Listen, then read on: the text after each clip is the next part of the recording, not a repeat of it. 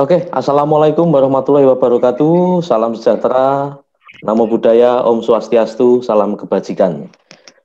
Kita bertemu kembali di channel Sahabat Wayang TV dalam konten profil Sahabat Wayang, di mana akan membahas, mengangkat tokoh-tokoh budayawan pegiat seni yang punya cara tersendiri dalam mencintai budaya Indonesia, terutama wayang dan gamelan.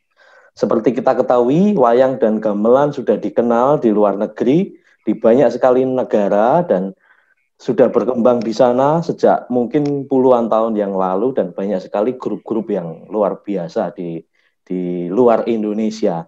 Dan hari ini ada teman saya, kakak saya yang satu ini datang dari Perancis. Ini luar biasa sekali. Kita akan mewawancarai Mas Christoph. Tapi sebelumnya kita putar dulu video openingnya. Monggo.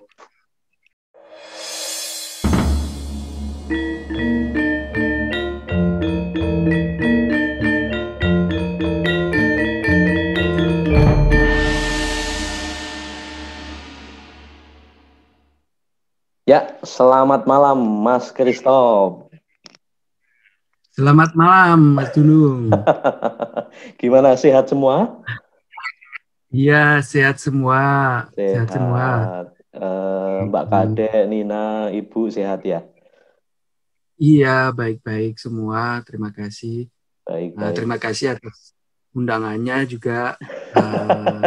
Senang bisa Iya, berbagi nggih, pengalaman di nggih. luar negeri di Prancis. Nggih. Jadi pemirsa, Mas Christoph dan saya ini dulu sering sekali ketemu waktu di Indonesia, sering ngobrol bareng, makan bareng, naik motor bareng sampai ban pecah juga bareng. Jadi pagi-pagi setelah Iya, kita main-main dari gamelan gimana ya, Mas? Di Ibu Sati. Sidoarjo ya. Habis main Ya, gamelan. terus main gamelan di Yogyakarta ya, di Jogja Iya. yang ikut lomba-lomba sama Pak Ratno. Bagaimana kabarnya orang tua semua? Pak Ratno Keluarga. sehat. Pak Ratno sehat, Mama sehat, Selfie, semuanya sehat. Oke, yang belum kenal Mas Christoph ini adalah pria kelahiran Perancis asli, lahir pada tanggal 16 September 1978 di Perancis, dan merupakan pengajar gamelan atau kesenian Indonesia, gamelan di University Paris dan juga Philharmonie de Paris. Luar biasa. Dan Mas Christoph ini juga dalang pemain gamelan, dan istrinya Mbak Kade adalah penari yang luar biasa hebat. Dan Mas Christoph beserta teman-teman juga di Paris, mereka mendirikan satu asosiasi yaitu Panca Indra, di mana sangat intens untuk mengangkat budaya Indonesia, terutama gamelan Jawa, Bali, dan wayang. Ada banyak sekali grup, ada grup Gentasari dan juga gamelan Puspawarno. Nanti tentang grup itu kegiatannya apa, kita mau tanya-tanya langsung Mas Christoph. Mas Christoph, Ya. kenapa penjenengan ini kan asli Perancis ya? Asli Perancis. Iya. Ada darah Indonesia? Sebetulnya ibu saya dari Semarang, bapak saya Perancis. Begitu. Jadi Jadi ibu dari Semarang, bapak Perancis ya? iya. Iya. Kelahiran Sejak Perancis. sejak kecil saya kalau ada liburan panjang saya main ke Indonesia, terus ketemu sama nenek, sama keluarga di situ. Jadi sudah akrab dengan Indonesia Jadi sejak kecil ya? Iya, betul. Tertarik di sana. Waktu saya datang di Indonesia, jadi seperti raja itu sama keluarga itu jadi saya kepingin terus kembali ke Indonesia karena di sini dicintai sama keluarga, terus Gitu ya. orangnya juga ramah semua. Saya senang, pertama tidak senang sama makanan, tapi akhirnya senang juga. Makanan favorit apa kalau makanan Indonesia? Makanan favorit Apa ya? Ya bebek betutu atau Wah, ayam betutu ya, luar biasa. ayam betutu. Bumbu Bali itu. Ya, Mm-mm. soto saya senang sekali soto Soto sapi. ya. Mm, mm. Terus Terus macam-macam. karena kecil sudah di Indonesia, apakah memang pengalaman bertemu gamelan, wayang itu sejak kecil atau baru setelah Oh dewasa? iya, sebetulnya saya pernah dengar di keluarga saya ada kakek yang pernah pemain gamelan, Mm-mm. kakek saya. Tetapi saya enggak pernah ketemu sama kakek saya. Cuman saya diceritakan sama om-om saya, sama ibu Mm, saya. mm-mm. Dan mereka itu malah benci sama gamelan. Bukan benci tapi Tidak tidak tidak suka ya, tidak. tidak suka, tidak Uh-uh. terlalu akrab dengan dunia gamelan, dengan wayang kulit. Jadi saya hanya pernah lihat waktu saya udah remaja, saya pernah kerja di pabrik di Purwokerto, di Banyumas, Mm-mm. di Batu Mm-mm. Aren, pabriknya om saya. Mm-mm. Dan waktu pas hari Sabtu Minggu, saya diundang di pesta di luar dan ada pentas lengger, Oh, lengger sama calung. calung. Iya. Dan waktu Hmm. itu saya diajak sama penarinya untuk menari gitu.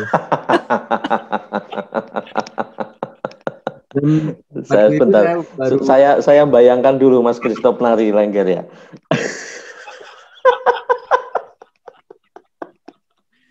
itu Iya, iya, jadi iya. shock buat saya itu. Saya uh, juga baru umur nah 14-16 tahun itu Mm-mm.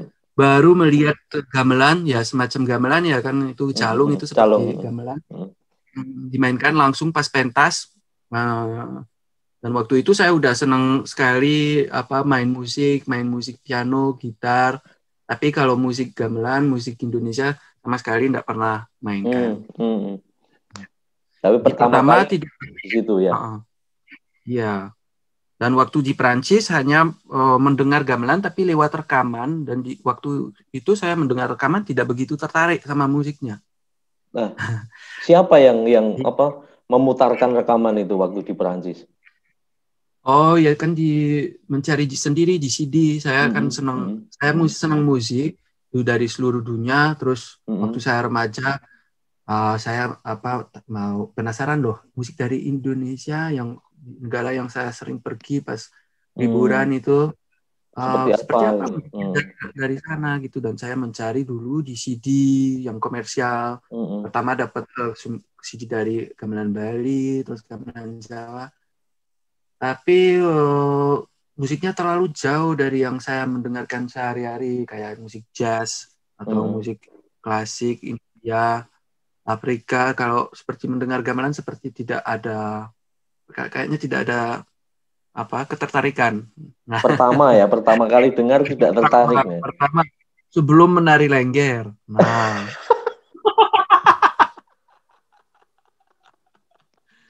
sebelum menari lengger, habis menari lengger frustrasi. Oh, kok saya tariannya jelek sekali.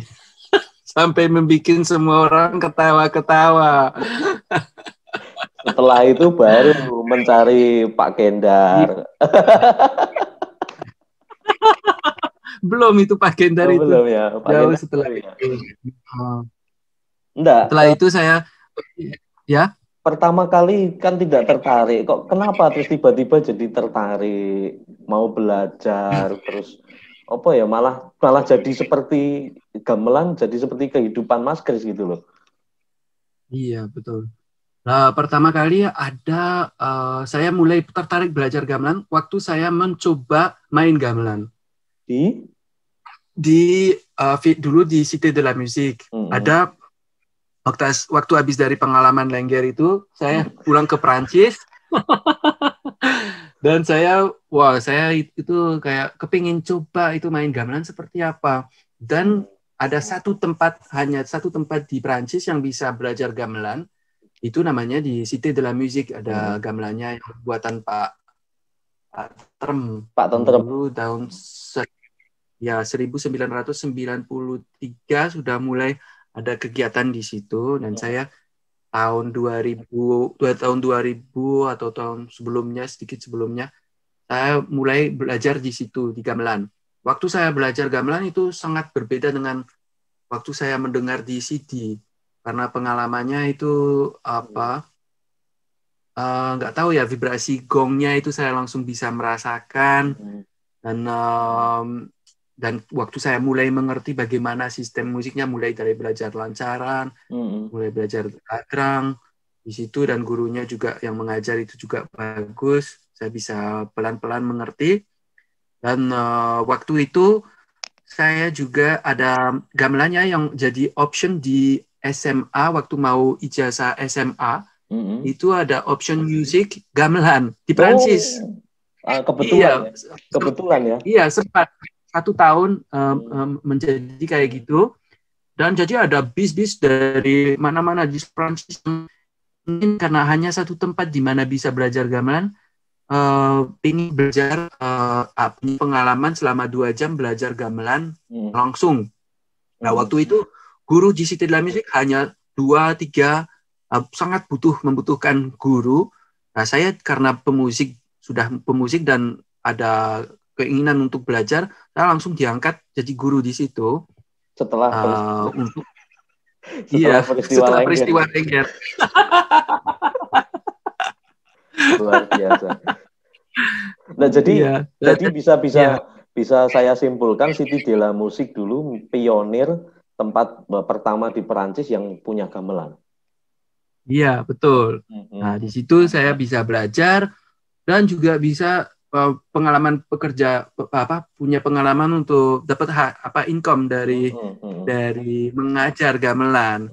Terus pernah sempat ada juga dulu itu setiap tahun ada tamu dari Indonesia yang maestro yang diundang dulu, almarhum Pak Rayu Supangga yang diundang di sana.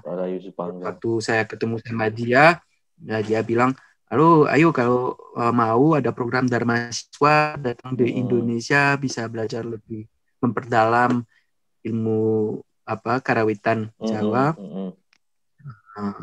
Dan waktu 1 tahun itu ada program di SMA gamelan, saya udah merasa senang, tapi ada frustrasi juga, masih ada frustrasi karena saya hanya bisa setingkat mengajar lancaran, misalnya lancaran kotek atau lancaran apa. Nah, saya merasa itu masih kurang kalau mau misalnya mengajar satu kelompok dengan orang yang pinter-pinter itu, kalau mengajar kotek terus itu bisa sedih sekali. Bisa marah sama gurunya, bisanya cuma mengajar kotek.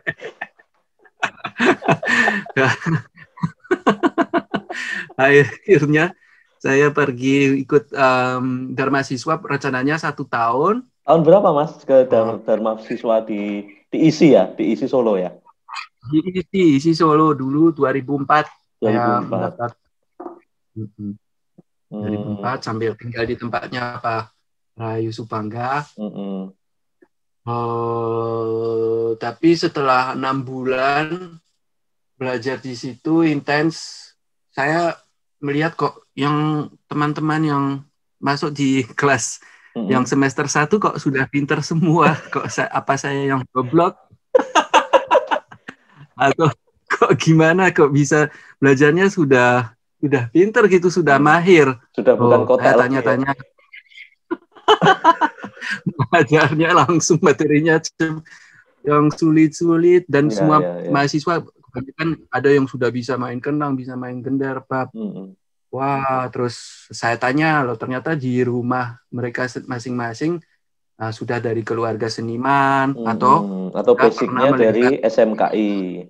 Iya, begitu. Jadi, untuk orang asing itu agak sulit kalau ada orang awam langsung masuk semester 1 di ISI, seperti merasa sangat bodoh itu. Iya. Ya, saya juga merasakan yang sama. Ternyata tidak saya sendiri. Saya merasakan yang sama, karena basic kan dulu sejak kecil saya suka dalang, nggak suka main gamelan. Jadi ketika masuk ISI ya kaget. Loh, kok sudah pinter-pinter gitu. Saya baru bisa lancaran saja belum bisa suwo. Jadi Oh iya.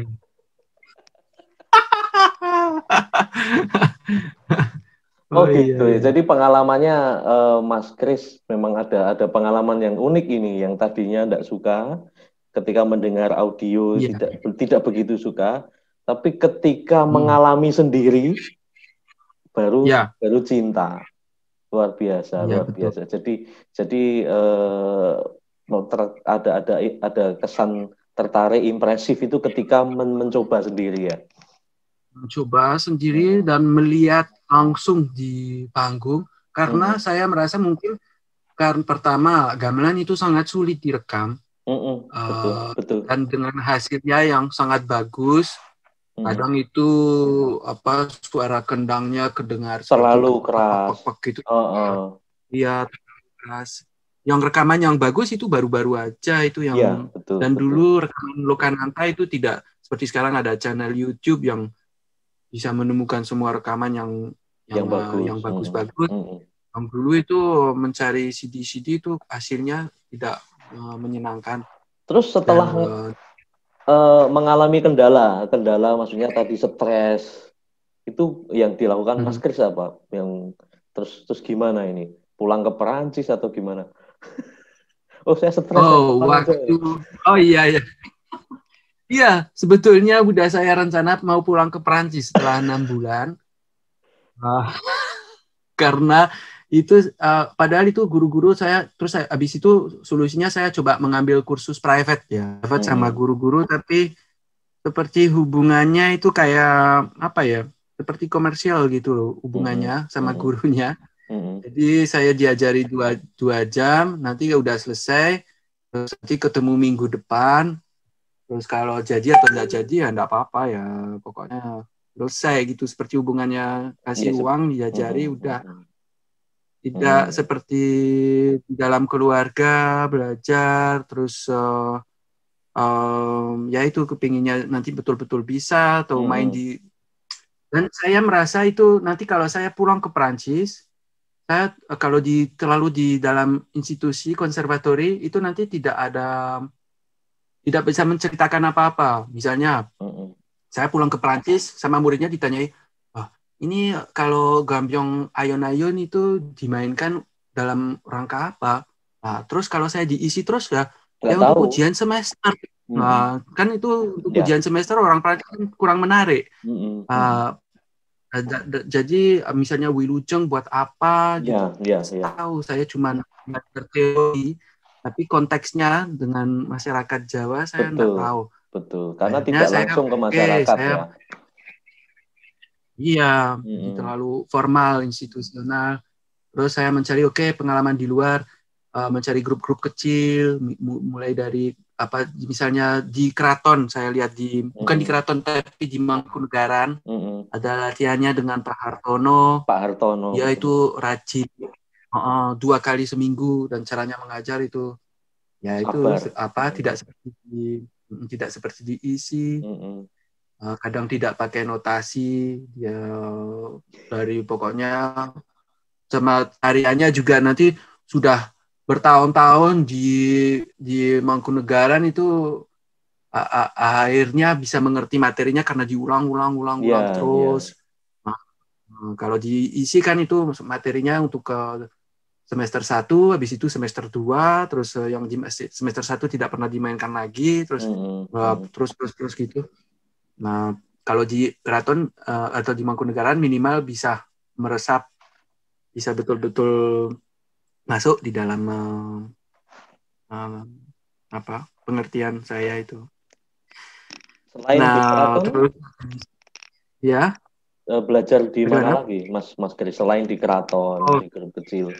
selain di Mangkunegaran, terus saya mencoba ya itu akhirnya kayaknya ada yang Mas Darsono, Pak Mm-mm. Darsono, Pak Darsono yang katanya Pak Darsono Edan itu. Oh iya, Pak Darsono.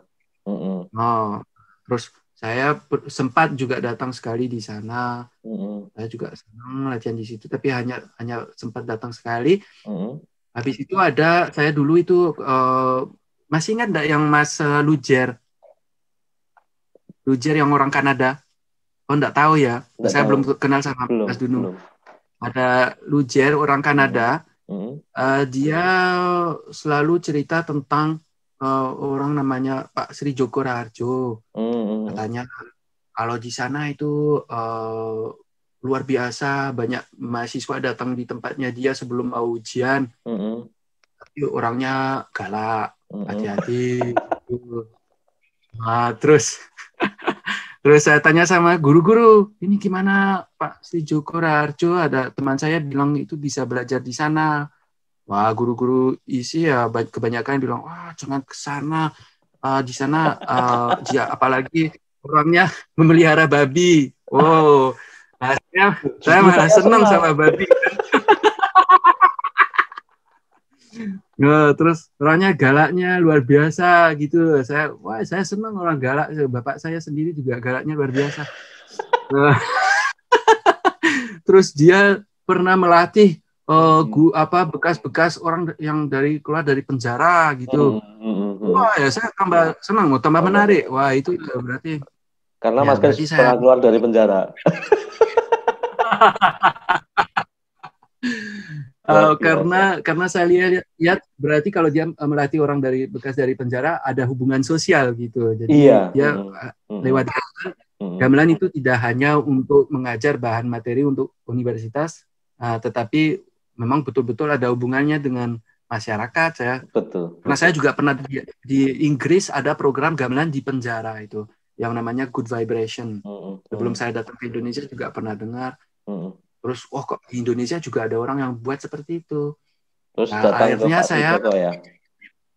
datang ke Pak Sejoko lewat Mbak Retno. Saya dapat Mm-mm. teleponnya. Mm-mm. Terus dia bilang, bapak saya itu di Kartosuro tempatnya jauh sekali, 1 jam dari sini. Kamu tetap mau gitu? Ya udah tidak melatih orang Barat karena marah sama orang Barat. Oh. Nah, ya saya kan udah pingin pulang ke Prancis. Mm-mm. Saya ya udah saya mencoba ke sana tidak masalah 1 jam. Nah terus waktu saya ketemu sama beliau ya sangat menjadi teman baik Mm-mm. sekali dan Mm-mm. mulai belajar secara intens serius Iya. waktu itu. Justru baru bertemu ya metode yang cocok, terus cara Iya, belajar yang cocok begitu ya. Memang jalannya iya, harus harus berliku-liku baru sampai ke sampai ke tujuan, harus pakai frustasi. Terus ya karena iya, salah satu daya tariknya ada babi itu juga. iya. Dan waktu itu udah tidak ada gamelan, udah kok ada gamelan babi, tidak ada babi lagi. Tapi yang bekas tempatnya yang Mm-mm. gubuknya itu loh Mm-mm. Mm-mm. melihara babi itu sementara ditaruh gamelan di situ. Iya, iya, Mm-mm. di tempat itu. Dan waktu itu saya lihat kok sangat berbeda dengan suasana misalnya di garasi Benowo ya di tempatnya Pak Pangga. Mm-mm. Waktu saya datang itu suasananya di gamelannya ada semua guru-guru dari ISI dan seperti di lingkungan masih Formal. seperti lingkungan yang penontonnya hanya orang Barat, Mm-mm. semua taruh mikrofon gitu. Dan saya lihat loh kok orang Indonesia kayak nggak tertarik melihat gamelan atau bagaimana kok semua orang asing gitu. Jadi saya explain ke teman-teman dulu. Almarhum Pak Sri Joko ini adalah dalang dari Salaan, Gatak, wilayah dekat dengan Kartosuro karena asli kelahiran Pak Sri Joko juga dari Kartosuro. Beliau adalah dalang wayang Purwo, wayang revolusi, pengajar gamelan, punya banyak sekali grup karawitan mulai dari anak-anak, mulai dari orang dewasa, remaja, sampai grup-grup orang dari berbagai profesi semua diajar main gamelan. Banyak sekali grupnya, ada Pamor, ada Panjang Mas kalau nggak salah, kalau saya nggak salah ya. Iya, betul betul betul. Dan Pak Sri Iya. Joko ini termasuk empu dalang dan empu karawitan yang berhasil mendidik anak-anak dari nol menjadi expert. Itu salah satu keunggulan beliau dan bahkan Piyogo Panjang Mas, Pamor dulu itu ada yang juragan ikan, ada yang petani, ada yang pedagang, semua ada yang tentara, ada yang polisi, semua Yang ada yang tukang pukul. ada ada yang tukang pukul, bengkel mobil, semua ada. Yang tukang pukul kan Mas Kris itu. Jadi tapi beliau sudah almarhum. Pak Sri Joko ini adalah ayahanda dari Mbak Endah Laras. Ayahanda dari Mbak Nia Dwi Raharjo, ayahanda dari Mas Tulus dan sekeluarga Mas Panjang begitu. Jadi pengalaman Mas Kris setelah bertemu Pak Sri Joko justru bisa masuk ke pembelajaran gamelan yang lebih dalam ya. Iya, lebih dalam dan yang luar biasa. Misalnya saya udah bisa satu materi, rebab atau gender atau kendang, langsung saya dikasih kesempatan di panggung, di pentas. Nah, itu yang terpenting. Betul. Jadi Mas Kris bukan hanya belajar di ruangan, tetapi juga langsung terjun ke pentas di masyarakat. Iya. Betul. Misalnya betul. Saya masih sangat jelek sekali. Pertama kali saya main rebab itu, padahal di rumah itu sudah bagus sekali. Waktu saya main di panggung grogi dan bukunya itu seperti ada kucing yang baru diinjak itu. Tetapi waktu pas selesai pentas, Pak Sri Joko ya bilang, saya dulu waktu pertama kali itu lebih jelek lagi. Jadi selalu memberi motivasi ya. Motivasi supaya saya lebih percaya diri. Dan ternyata Mas Kris ingat rekaman Pak Sri Joko lakon Dewa Ruci. Mas Kris main rebab kalau nggak salah. Oh iya. Itu sudah mahir atau baru awal itu? Nggak tahu, bukan saya yang harus bilang. Oh, tapi itu baru belajar atau sudah lama gitu aja? Ya waktu saya baru dikasih kesempatan main, ya mungkin setelah karena pertama ada grup Panjang Mas itu, Panjang Mas. Dan itu orangnya itu ada pengalaman menarik itu di situ karena waktu itu grupnya sudah expert itu, udah bagus karena dulu Pak Joko mengejar mereka terus. Dan waktu itu grup Panjang Mas mulai orangnya tidak rajin lagi datang latihan. Itu yang membuat Pak Sri Joko paling marah.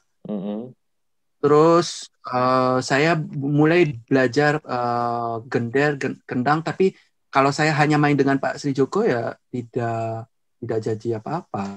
Kurang pengalaman akhirnya ya. Waktu kita berdua ada orang yang waktu kan di suasana di kampung, melihat kita lagi latihan kan tidak tertutup ruangnya, jadi sering datang terus kadang ngobrol keras-keras, itu membuat Pak Sujoko seperti mau meledak.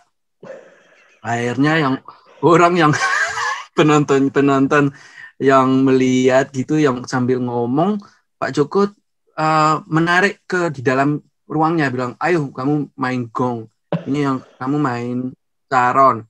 Lama-lama itu jadi grup.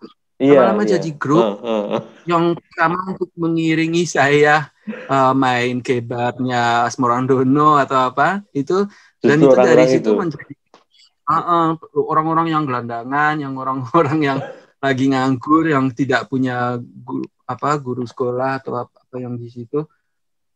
Terus lama-lama ditarik menjadi grup. Luar biasa ya.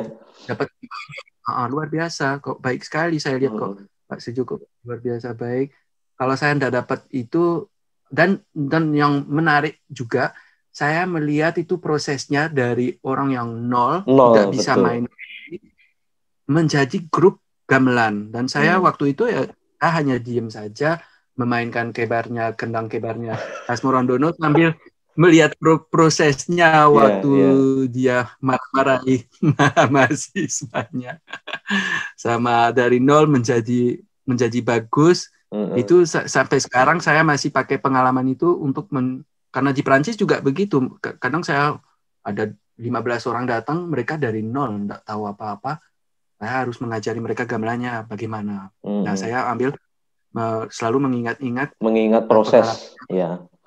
Prosesnya Pak Sri Joko.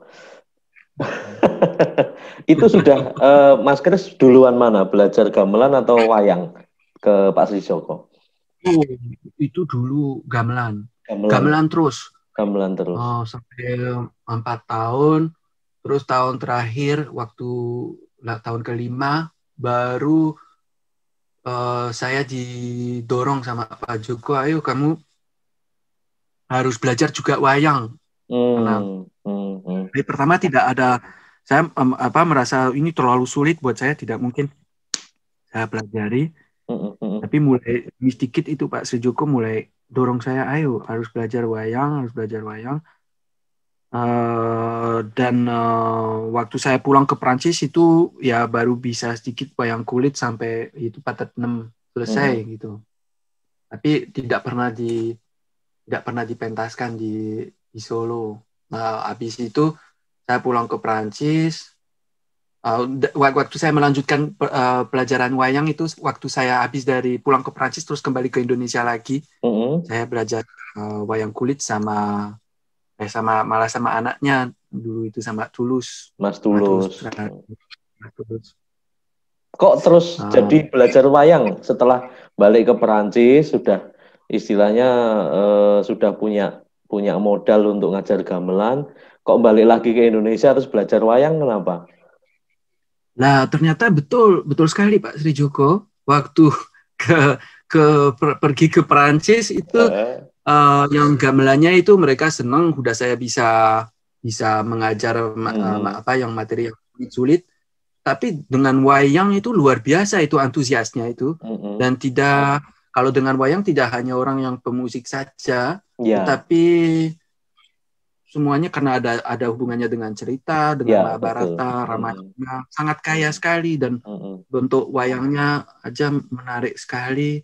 Kalau saya bikin workshop dengan anak-anak, kalau selama 2 jam gamelan-gamelan terus itu anak-anak itu boring ya. Seperti mau boring. Tapi tahu-tahu suatu saat saya membawa wayang, terus cerita sedikit tentang tokoh-tokoh wayang.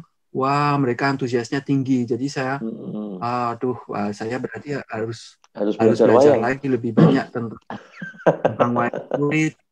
Nanti sangat daya tariknya sangat tinggi. Iya. Jadi terus belajar wayang di Salaan lagi bersama Mas Tulus ya. Mas Tulus. Waktu saya kembali ke Indonesia kan saya baru bisa sampai patet 6 sampai Pranggagal ya. Pranggagal saya baru bisa sedikit Pranggagal. Saya mulai latihan sama Mas Tulus. Terus ada bapak mertua saya, dia kerja di SMKI, Pak Nyoman Suwendi. Pak Nyoman Suwendi, ya. Bapaknya. Nah, waktu itu saya ketemu sama dia di SMKI, terus ada orang yang menawarkan waktu itu, Pak Nyoman Suwendi juga ada hubungannya dengan bekerja seperti perkumpulan orang Hindu yang ada di Jawa ya. Dan waktu itu ada upacara orang Bali di pura di Candi Sukuh. Candi Ceto. Candi Ceto ya, Candi Ceto. Nah, Pak Nyoman dimintai di sana untuk membuat wayang lemah pas siangnya. Terus waktu pas malam orang di masyarakat di sana itu minta wayang kulit. Nah, Pak Nyoman Suwendi dia tahu saya lagi belajar wayang. Dia enggak tahu saya baru sampai Pranggagal saja. Dia bilang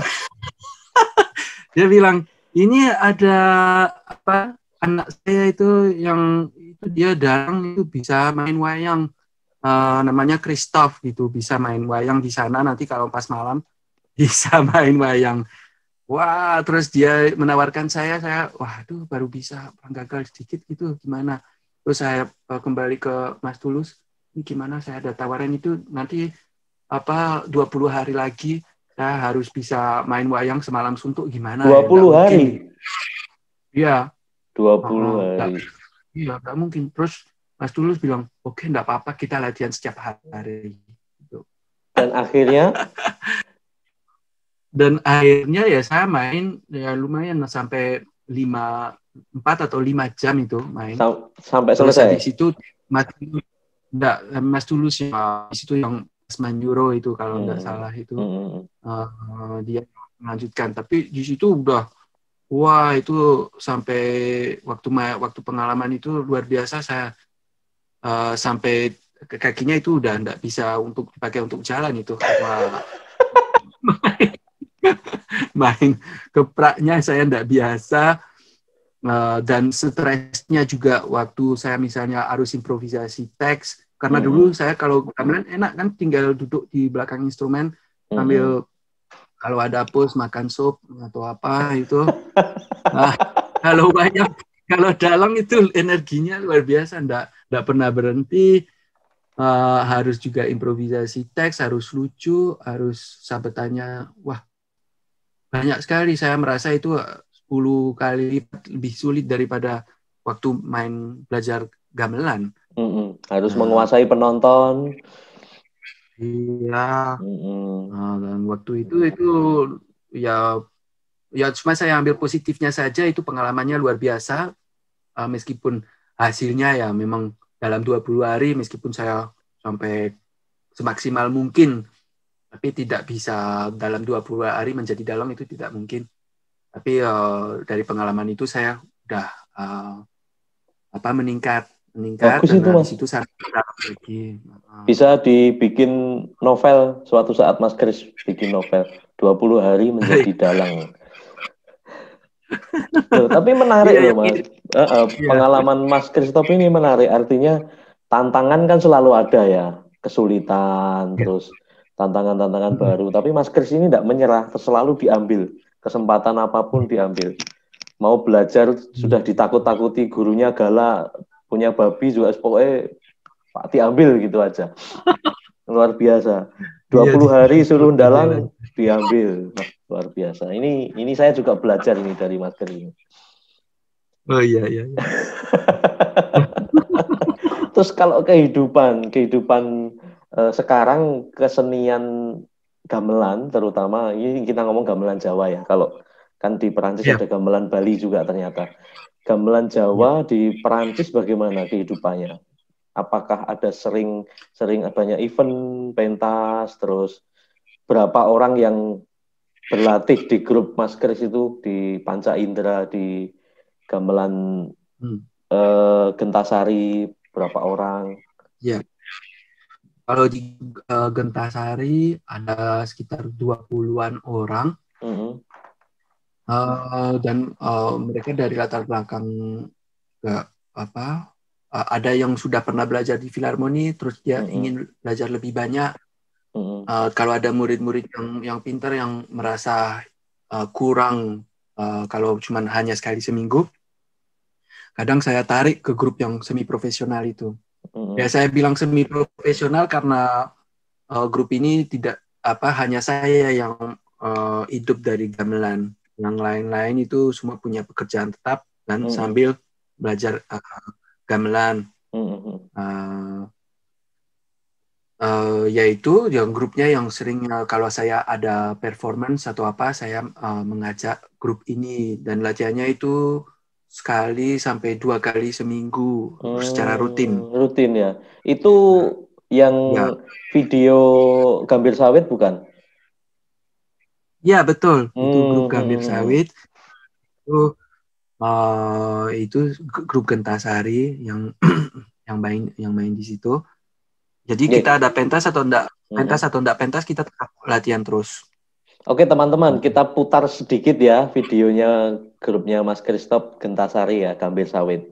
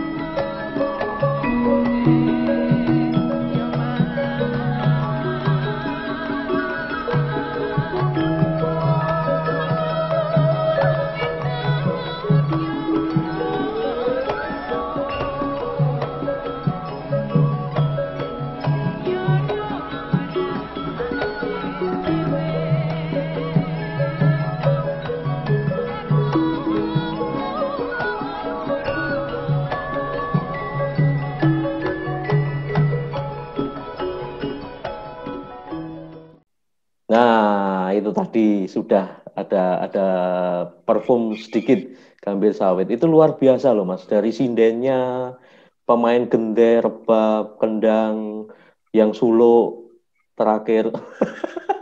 Ah, Itu luar biasa. seperti Itu suara itu Edi Mas Pirong. Kris sendiri yang maksudnya benar-benar materi Gambir Sawit belajar bareng-bareng begitu atau bagaimana? Ya, jadi karena saya dapat kesempatan dulu ada program Debussy itu yang dimainkan oleh orkes yang namanya Les Siècles. Mm-mm, mm-mm. Oh Itu ya, yang di depan itu orkes ada yang orkesnya simfonik ya, yang ada orkes ya. ya, itu mereka yang sangat terkenal. Dan Mm-mm, waktu itu mereka juga tahu Debussy itu yang komposer yang mereka sedang mm-mm. mainkan. Eh, itu dia juga pernah lihat gamelan di pameran Universal di Paris tahun Hmm, 1889. mm-mm. Dan pengalamannya Debussy luar biasa. Dia malah sampai bilang kok musik barat itu tidak ada apa-apa dibandingkan gamelan Jawa. Wow, saya ada hal menarik Mas. Jadi di depan gamelan itu kan ada orkestra, Ya, ya kan? Terus di belakang gamelan itu ada dua orang atau tiga orang pemain simbal seperti gong besar itu ya. Dan selama ya, sekian menit Gambir Sawit disajikan dari buko sampai sampai patetan di belakang itu mereka menunggu ya. iya. Karena kita seperti intronya, kita main intro sambil orang datang di tempat pertunjukan. Hmm, hmm, hmm, Kita seperti mereka sebetulnya rencananya seperti Debussy itu. Jadi sebelum hmm, masuk ke materinya Debussy, hmm. mereka mendengar gamelan dulu. Jadi itu untuk Uh, openingnya ya gamelan ya. ya untuk Wow. openingnya, Hmm, hmm. ada gamelan. Habis itu orkes simfoniknya yang main. Dan saya Makanya perhatikan mereka mereka mereka menunggu terus berdiri, maksudnya tidak dan benar-benar menghormati gitu loh. Apakah gamelan memang begitu dihormati oleh teman-teman musik non gamelan yang lain di di Perancis? bah apa pertanyaan baik itu. Tapi gimana ya? Sebetulnya itu saya melihat itu sayang sekali waktu itu Mm-mm. hmm, dari penontonnya tidak dikasih tahu betul-betul ini anak sebelumnya ada grup gamelan karena mereka melihat grup Hmm. gamelan sambil datang di tempat pertunjukan sambil berdiri cari tempat duduk sambil Mm-mm. ngomong. Mm-mm. Jadi kita seperti situasinya waktu ada seperti kelenengan di Di desa. desa itu dan orang yang datang lah padahal itu saya habis itu komplain sama yang organizer itu Mm-mm. banyak um, banyak juga pemusik saya yang marah karena mereka itu tidak memperhatikan gamelan itu tapi tidak terasa di video karena ada mikrofonnya tetapi Iya. sebetulnya itu di Mm. tempat di ruang pertunjukan yang besar Ramai itu ya. ramai itu waktu itu Hmm. ramai dan jadi uh, waktu mereka sebetulnya itu mengharapkan grupnya organ simfonik, tapi gamelannya itu tidak peduli sebetulnya. Ya, ya, ya, ya, ya. Karena ada miss itu ya, informasi mungkin ya. Ini informasi Hmm. seharusnya kalau mempresentasikan gamelan dari awal kita masuk di brosurnya nanti sebelum orkesnya simfoniknya ada pentas gamelannya dan Hmm, hmm, hmm. atau kalau sebelum masuk ruang rujukan dikasih tahu ini jangan rame-rame karena ada grup yang sedang main kayak gitu aja itu tidak diselenggarakan jadi ya menurut saya masih banyak yang harus dikerjakan Hmm, hmm. supaya di praktis gamelan itu betul-betul dihormati Hmm, hmm, hmm. dihargai Betul. seperti musik barat sendiri. Iya, Nah luar itu biasa. Poin. Eh, luar biasa. Jadi ini salah satu harapan dari Mas Christoph dan teman-teman Gentasari semuanya bahwa gamelan bisa dihargai dan mendapat tempat yang juga dihormati. Tapi Gentasari itu tidak ada orang Indonesia sama sekali ya, orang Perancis semua ya. ya kebanyakan orang orang Prancis. Ada sekarang ada juga orang Indonesia. Tapi maaf ya, kalau saya melihat orang Indonesia di Mm-mm. Prancis itu Mm-mm. kalah rajin sama orang Prancis itu. Soal waktu atau rajin dalam latihan. Rajin dalam latihan dan Mm-mm. semangatnya untuk belajar Mm-mm. gamelan Mm-mm. itu tidak tidak semua ya, ada Mm-mm. beberapa Iya, iya, iya. yang juga rajin, tapi kebanyakan tidak begitu tertarik sama gamelan, hanya wow itu gamelannya bagus gitu, tapi Mm-mm. kok Mas Christoph bisa belajar gamelan, kok bisa tapi mereka sendiri kalau saya tarik ke latihannya itu sulit sekali itu. Jarang Mm-mm. yang mau. Sekarang mulai banyak dengan ada grup sinden Mm-mm. yang lumayan bagus, rajin. Ada juga satu orang Indonesia yang ikut terus di gamelan. Iya, ada beberapa, tapi Mm-mm. kebanyakan orang Prancis. Dan instrumen rebab kendang gender saya lihat selalu diisi orang Prancis ya. Iya, iya betul, Mm-mm. betul. Yang luar biasa. Terus apa kendala yang dihadapi, masalah-masalah kalau kita mencoba mengajarkan gamelan atau pentas gamelan di Perancis sendiri, ada masalah apa? Mungkin berhubungan dengan waktu, Hmm. eventnya, atau bagaimana? Atau kesulitan distribusi membawa alatnya, atau bagaimana? Wah, itu kesulitannya luar biasa, luar biasa. Mm-mm. Eh, karena waktu saya di Indonesia selalu ada em, selalu ada orang yang mengurusi segalanya. Ya, Ada ya. Di, pengusung gamelan. di Indonesia kan ada tim sendiri ya, tim peniti, tim pembawa Mm-mm. gamelan begitu ya. Ya, ada sound system, Sound system ada ada sendiri. Kalau terus di Perancis saya gimana, Mas? Bawa ya di gamelan Prancis sendiri? pertama ya, terus saya harus ngangkat sendiri yang pengusung gamelannya saya itu pertama itu. Ya, terus saya tarik teman-teman. Ya, pertama enggak mau orang Prancis jadi pengusung gamelan. Aduh, Mm-mm, mm-mm. terus bagaimana, tapi habis saya bicara-bicara sama mereka, terus ada yang mulai mengerti, dan waktu itu pengalamannya mengusung gamelan sendiri itu malah membangun rasa kebersamaan gitu, Betul. karena dalam sengsara itu bersama-sama Jadi teman-teman ada rasa kalau pentas di luar negeri beda dengan siap-siap. di Indonesia, siap-siap harus sengsara dalam kebersamaan ini. Saya juga begitu. Beberapa kali pentas kita di Slovenia, pentas kita Hmm. di Filipina, di Thailand juga begitu. Jadi tidak seperti di sini kalau dalang datang duduk main wayang terus selesai, enggak. Sebelum main wayang Ya, juga nata wayang sendiri, usung-usung hmm, gamelan sendiri, memang begitu. Dan itu justru iya. membangun Sempat kebersamaannya. misalnya menyewa truk, ternyata truknya terlalu kecil. Wah, terus gimana? Terus menata gamelannya di dalam truk bagaimana? Hmm, Waduh, hmm. kayak Dan tidak rusak kayak dan gitu. apa itu Terus tidak pernah belajar di Indonesia ya. Nata gamelan di dalam truk nggak itu tidak pernah pernah. belajar. Saya manja sekali di Indonesia. Luar biasa. Itu pengalaman Ternyata saya di Indonesia penindas betul. Saya baru baru sadar ya. baru sadar gitu. Terus saya dapat hukum karma waktu datang di Nah, Paris.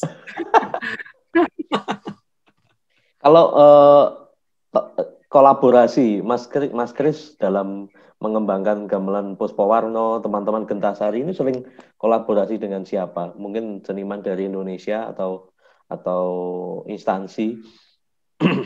Oh iya, jadi kadang saya seperti Theo juga yang mengurusi gamelan Bali. Mhm, Kita terus datang di Indonesia untuk belajar langsung mhm, sama pemusik atau maestro.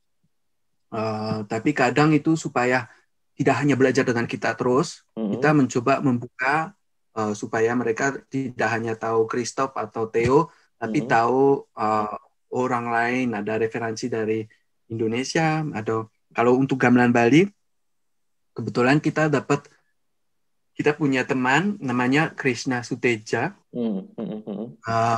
yang dia mengikuti kursus komposisi di Rotterdam, di sekolah Codarts di Belanda. Dia sampai sekarang masih di Belanda. Dia juga kalau tidak salah ikut grup Salukat di Bali. Dan kalau Belanda itu tidak terlalu jauh, jadi kita sering mengundang dia untuk melatih kita materi baru, dan kita juga tertarik kalau ada komposisi, ada kreasi. Nah, kita memanfaatkan dia ada di Eropa untuk mengundang dia. Kalau di Bali seperti itu, kalau di Jawa sempat mengundang juga karena dipercayai oleh KBRI, kita mengundang misalnya seperti Pak Wahyu Santoso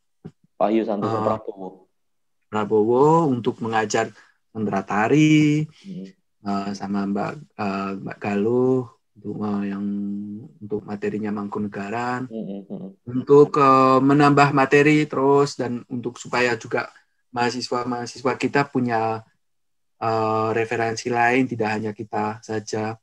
Nah, ini itu bagus, Mas. Betul. Ya. Jadi bukan hanya ketemu Mas Christoph saja, tetapi mereka juga dipersilahkan untuk mencari sumber yang lain, ya. Iya, itu penting sekali supaya mendapat pengalaman yang lebih luas.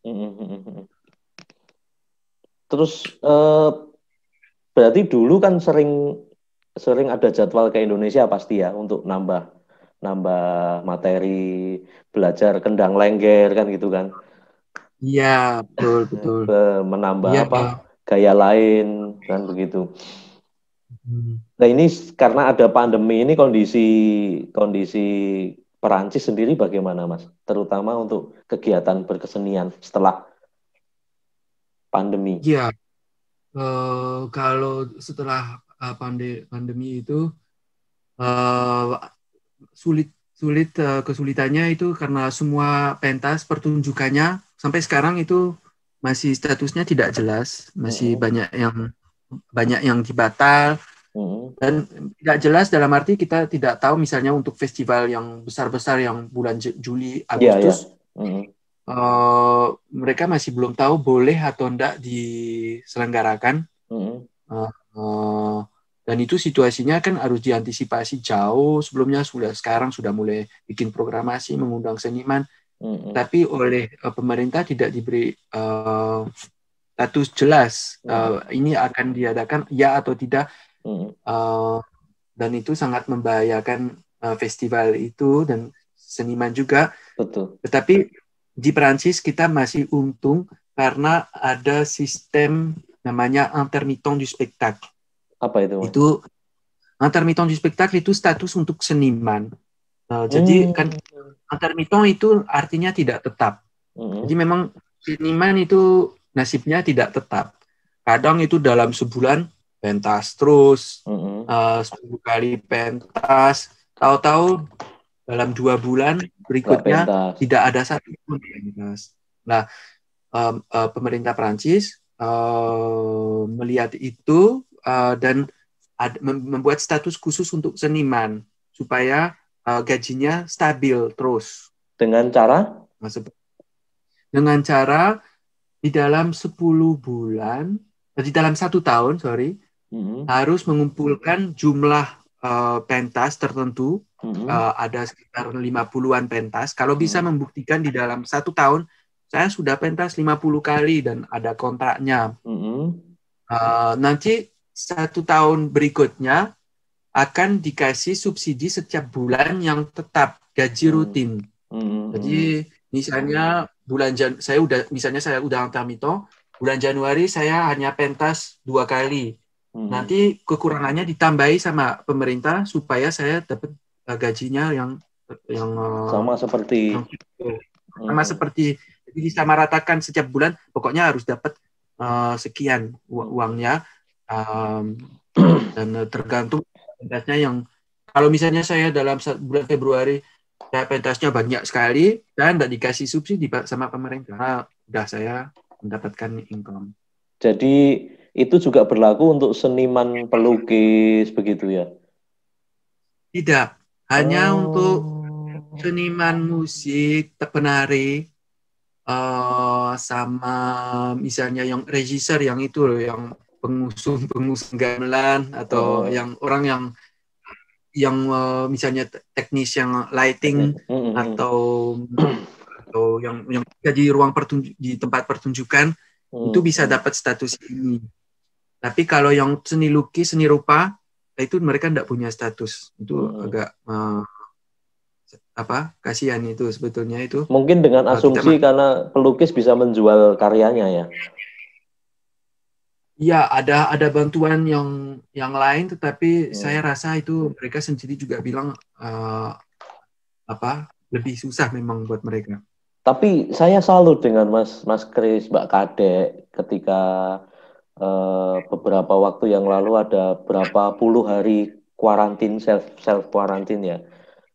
Tapi Mas Kris, Mbak Kadek, Nina itu justru malah terus berkarya di rumah, bikin video, dan saya selalu mengikuti. Artinya yang penting adalah tetap semangat ya Mas ya. Iya. Kalau ini ya ini lebih kadek yang mengembangkan itu. Luar biasa. Jadi dia selama pandemi dia ingin membuktikan bahwa meskipun di ruang tertutup itu tetap bagaimana bisa berkesenian. Jadi dia membuat setiap hari saya harus membuat 1 menit semacam pertunjukan video. Dan dari ruang tertutup itu apakah bisa menjadi tempat kesenian, bagaimana masih bisa eksis sebagai seniman meskipun tidak bisa pentas, tidak bisa keluar, harus membuat sesuatu supaya tidak skillnya itu tidak berhenti, atau supaya tetap imajinasinya berjalan terus. Betul. Nah ini yang penting teman-teman seniman di Indonesia juga. Artinya kita menghadapi situasi yang sama, baik di Indonesia atau Perancis, selalu ada ketidakpastian, karena kita tidak tahu besok bulan Juli bagaimana, Agustus bagaimana. Tetapi kita terus mencoba tetap eksis sebagai seniman dengan berbagai cara yang kita bisa. Itu luar biasa itu. Lewat berbagai media, berbagai platform, berbagai apapun. Karena berkesenian tidak harus pentas. Betul ya Mas ya? Iya, betul. Terakhir Mas, harapan Mas Christoph apa ini untuk wayang, gamelan Bali, kesenian Indonesia di Perancis, di Indonesia sendiri mungkin juga? Ya, harapan saya itu ya bagaimana ya gamelannya bisa berkembang terus di Perancis. Kesenian Indonesia saya merasakan punya value universal ya. Punya value universal. Nilai-nilai universal yang misalnya rasa kebersamaan, saling mendengar, hati-hati sama yang lain, dan belajar bersama-sama. Itu yang value-value itu di Perancis itu misalnya seperti gotong royong atau apa. Di Perancis misalnya itu sangat butuh value-value seperti itu kan, berarti makanya bisa dibilang universal itu, karena di seluruh dunia itu butuh value-value kayak gitu, dan saya berharap supaya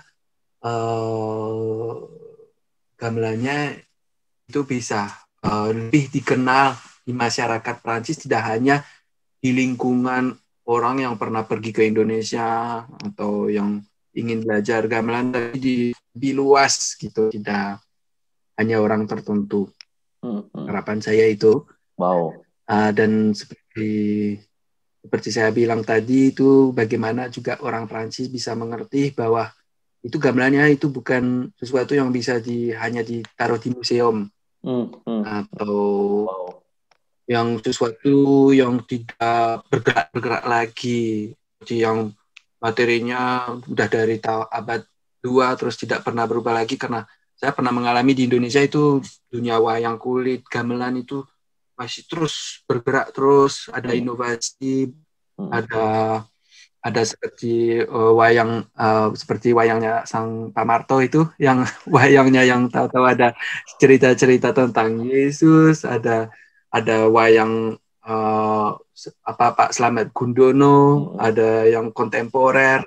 Nah itu saya keinginan saya supaya bagaimana kalau di masyarakat, di lingkungan seniman Prancis juga bisa menghargai itu. Jadi tidak hanya dunia barat yang bisa membuat sesuatu yang baru, tapi di Indonesia itu juga itu ada yang sangat kontemporer, yang kreatif.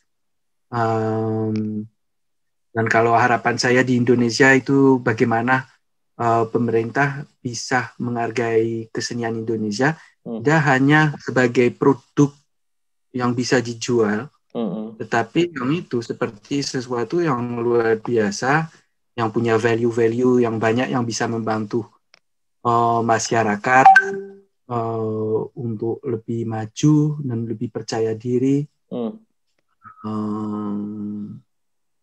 Di antara itu harapan saya itu juga di Indonesia, bagaimana pemerintah bisa lebih tahu, lebih menghargai, mendukung seniman-seniman. Betul Mas. Terima kasih Mas Kris. Harapannya luar biasa sekali, bagus sekali. kita semua terus berharap juga itu bisa terwujud. Bukan hanya seniman eksis, tetapi karya seni itu sendiri terus berkembang, tidak stagnan, dan selalu muncul di permukaan, selalu dibicarakan orang. Selalu dibicarakan orang. Ya, di sini saya makanya konten ini terus menghadirkan orang-orang yang punya cara untuk membicarakan wayang dengan cara tersendiri. Ada yang berkarya wayang lewat novel seperti Mas Pitoyo Amrih, lalu berkarya wayang lewat teater seperti Mas Nanang HP. Ada juga Mas Gamblang minggu besok untuk Mas Gamblang karya wayang melalui lukisan. Dan ini ada Mas Christoph yang sudah berjuang dan juga melestarikan kesenian Indonesia melalui perkumpulan gamelan, melalui Asosiasi Panca Indera dan teman-teman yang luar biasa. Terima kasih sekali untuk waktunya, Mas Christoph. Sama-sama, terima kasih. Mohon maaf sudah mengganggu waktu makan malam ini, sudah mundur jadwalnya ini. Tidak apa-apa. Terima kasih waktunya, Mas Christoph. Salam sehat semuanya, teman-teman. Sampai ketemu lagi di channel Sahabat Wayang TV. Kita punya moto ajining bangsa mapan ing budaya. Salam, sampai ketemu lagi Mas Kris. Sampai ketemu.